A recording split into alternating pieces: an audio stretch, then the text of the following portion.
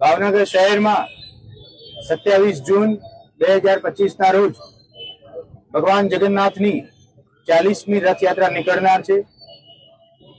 આ રથયાત્રા ભાવનગરના 17 કિલોમીટર જેટલા રાજમાર્ગોમાંથી પસાર થઈ રાત્રે 10 વાગે પરત નિજ મંદિરે પહોંચતી હોય છે।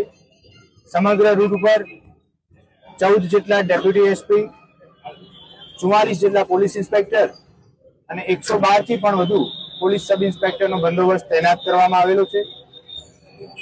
આ બંદોબસ્તને રોડ બંદોબસ્ત, મૂવિંગ બંદોબસ્ત, મિશ્ર વસ્તી ધરાવતા પોઈન્ટ સાથેનો બંદોબસ્ત એમ 3 ભાગમાં વહેંચવામાં આવેલો છે। કુલ બંદોબસ્તમાં 1910 જેટલા પોલીસ કોન્સ્ટેબ્યુલરી સ્ટાફ, 1515 જેટલા હોમગાર્ડના જવાનો, 5 કંપની એસઆરપી, 1 કંપની સીએએસએફની ભાવનગર જિલ્લા પોલીસની મદદમાં તૈનાત છે।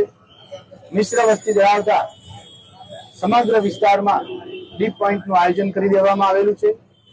છેલ્લા 5 દિવસથી રૂટ ઉપર આવતી અવાવરૂ જગ્યાઓ, પાર્કિંગ પ્લેસીસ, ભોયરાઓ, ગોડાઉન તમામ જગ્યાએ બીડીડીએસની ટીમ મારફતે એન્ટી સબોર્ડિનેટ ચેક કરી દેવામાં આવેલ છે।